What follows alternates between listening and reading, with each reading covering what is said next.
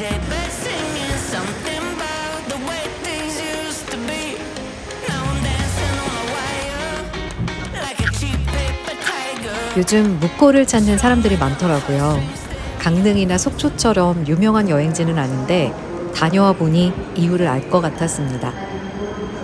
묵코는 강원도 동해시에 있는 작은 항구 도시인데요. 바다를 따라 걷기 좋고 아기자기한 동네 풍경이 남아있어서 생각보다 더 매력적인 곳이더라고요. 게다가 KTX로 바로 갈 수 있고 주요 여행지가 역 근처에 모여 있어서 뚜벅이 여행하기에도 편했습니다. 묵코 여행은 크게 세 구역으로 나눠 생각하면 쉬운데요. 묵코역 주변, 하평해변, 그리고 어달해변 방향입니다. 당일치기라면 묵코역 주변만 둘러봐도 충분하고 1박 2일이라면 어달해변까지 천천히 걸어보는 걸 추천드려요. 정동진역에 가까워지니 차창밖 풍경이 완전히 달라지더라고요. 어느 순간부터 모두가 휴대폰 대신 창밖을 보고 있었습니다. 여기서 팁 하나 드리면 묵코로 갈 때는 A열, 서울로 돌아올 때는 D열 좌석을 선택하면 창밖으로 동해를 볼 수 있습니다.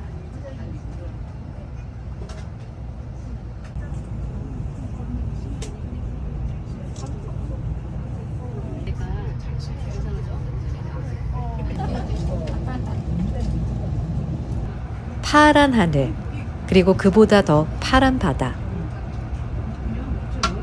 하늘과 바다의 경계가 흐려질 정도로 맑은 풍경이 펼쳐집니다.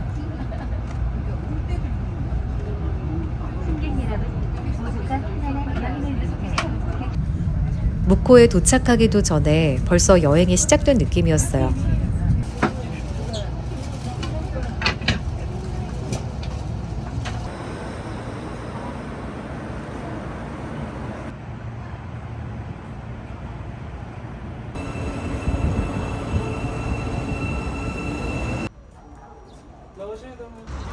점심시간에 맞춰 도착해서 가장 먼저 향한 곳은 거동탕수육입니다. 묵코 맛집을 검색하면 빠지지 않고 등장하는 곳인데요. 가는 길 풍경도 참 좋았어요.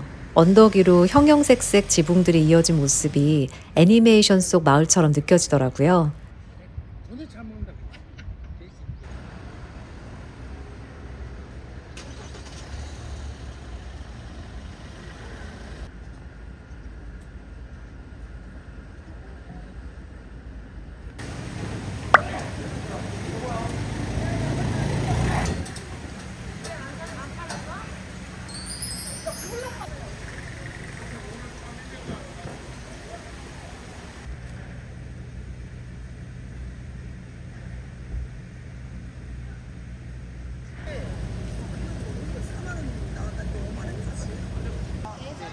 거동탕수육은 탕수육 안에 문어가 들어간 곳으로 유명한데요. 아쉽게도 도착했을 때는 매장 식사가 마감된 상태였습니다. 그래서 포장해서 바다가 보이는 방파제로 향했어요.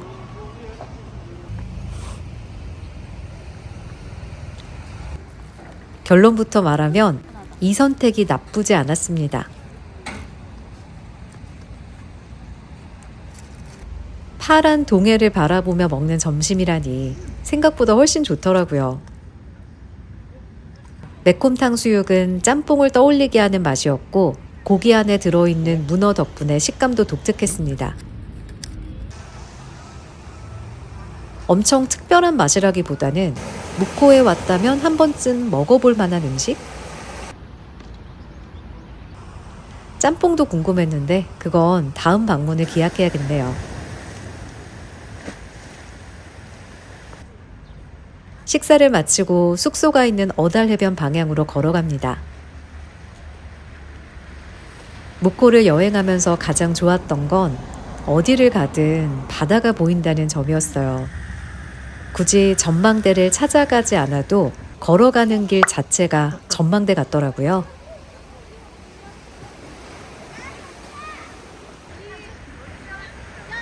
먼저 들른 곳은 해랑 전망대입니다. 도깨비 방망이를 형상화한 85m 길이의 전망교인데요. 바다 위로 길게 뻗어 있어서 동해를 더욱 가까이에서 감상할 수 있습니다. 규모가 엄청 크지는 않지만 생각보다 만족도가 높은 곳이었어요.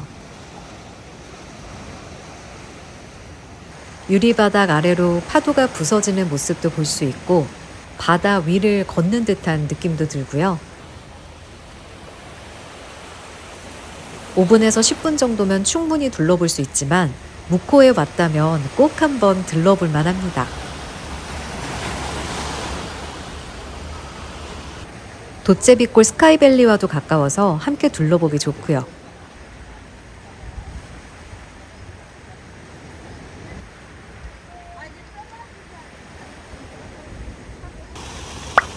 해랑 전망대를 지나 걷다 보니 멀리서도 존재감이 느껴지는 바위 하나가 보였습니다.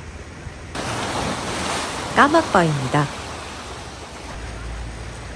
까마귀가 새끼를 낳았다고 해서 붙여진 이름이라고 하는데요. 가까이 가보니 생각보다 훨씬 웅장했습니다. 오랜 세월 파도를 맞으며 만들어진 바위와 그 아래로 밀려드는 파도. 자연이 만들어낸 조형물 같았습니다. 사진보다 실제가 훨씬 인상적인 곳이었어요.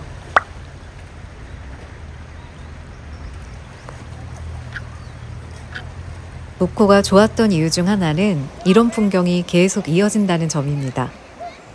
목적지를 향해 걷고 있는데도 계속 발걸음을 멈추게 하는 장면들이 나타나요.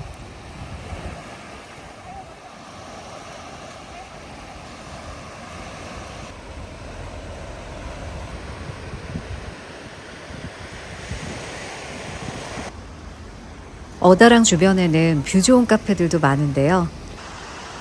가장 유명한 곳은 한결인데 역시나 자리가 없었습니다. 그래서 선택한 곳이 브릭 베이커스였는데 결과적으로는 정말 만족스러웠어요.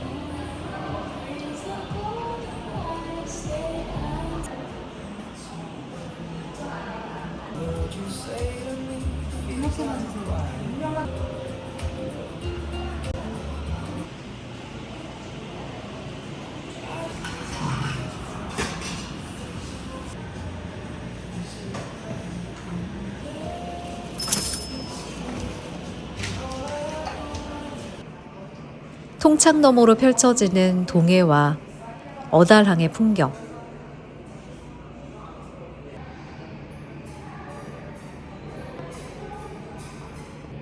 이 자리에 앉아 있으면 시간이 굉장히 느리게 흐르는 것 같습니다. 원래 카페에 오래 머무는 편은 아닌데 여기서는 풍경만 바라보고 있어도 좋더라고요.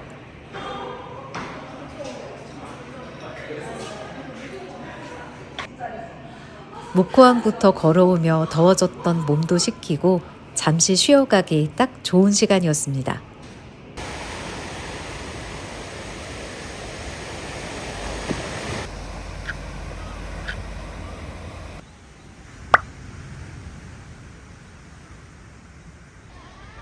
규모가 큰 곳은 아니지만 무코의 분위기를 가장 잘 보여주는 곳 중 하나였어요.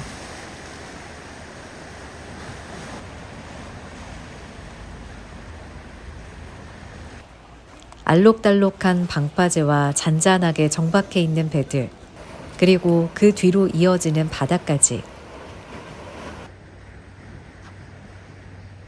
관광지처럼 화려하지는 않지만 그래서 더 오래 머물게 되는 곳이었어요.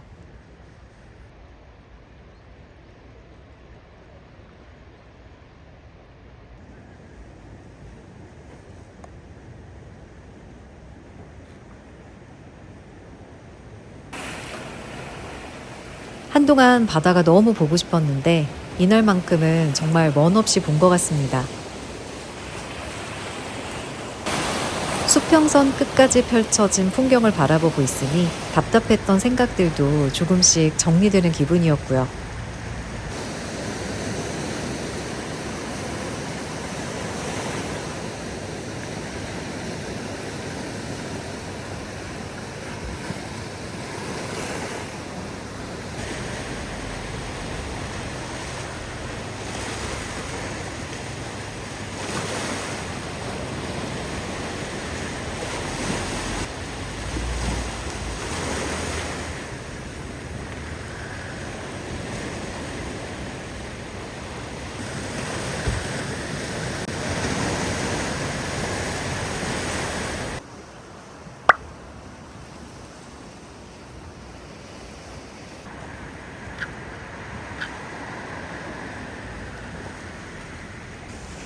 어다랑이 아기자기한 분위기였다면 어달해수욕장은 조금 더 시원하고 힘있는 느낌이었습니다.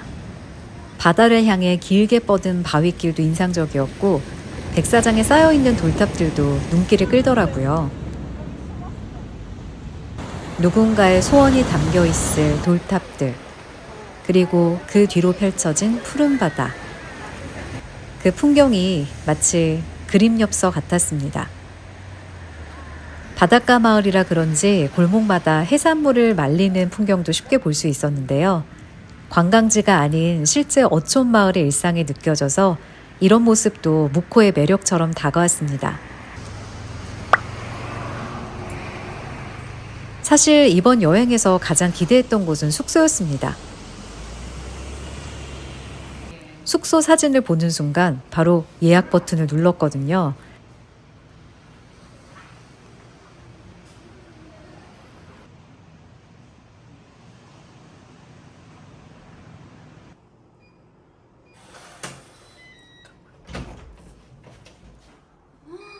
문을 열고 들어간 순간 왜 사람들이 이 숙소를 좋아하는지 바로 알겠더라고요.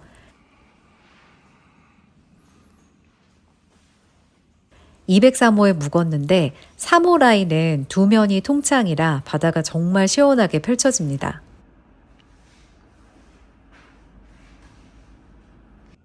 원래 여행 오면 숙소에서는 잠만 자는 편인데 이날은 달랐습니다. 가만히 앉아 창밖만 바라보게 되더라고요.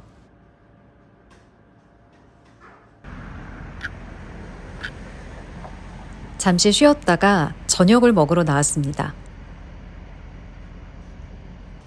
횟집은 후기를 찾아보다가 택시기사님 추천이 많다는 이야기를 듣고 청해수산으로 결정했어요. 가게에 들어가 손님들을 둘러보니 관광객보다 현지인 비율이 높아 보이더라고요. 괜히 기대가 됐습니다.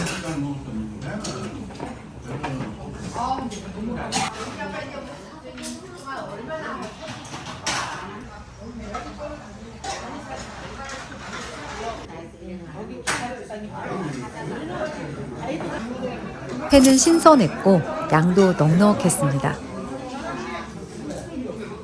매운탕 추가 비용도 따로 없었고 서비스로 나온 한치회와 멍게 전복까지 하나같이 만족스러웠습니다.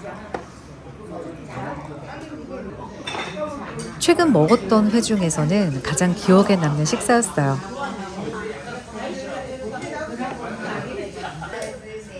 바다를 바라보며 먹으니 여행 온 기분도 제대로 나더라고요.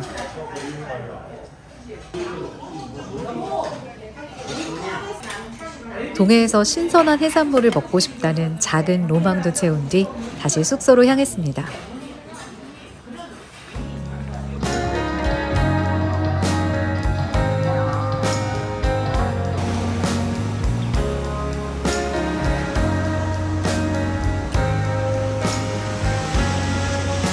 어둠이 내려앉은 바다에는 저 멀리 등대 불빛만 남아 있습니다.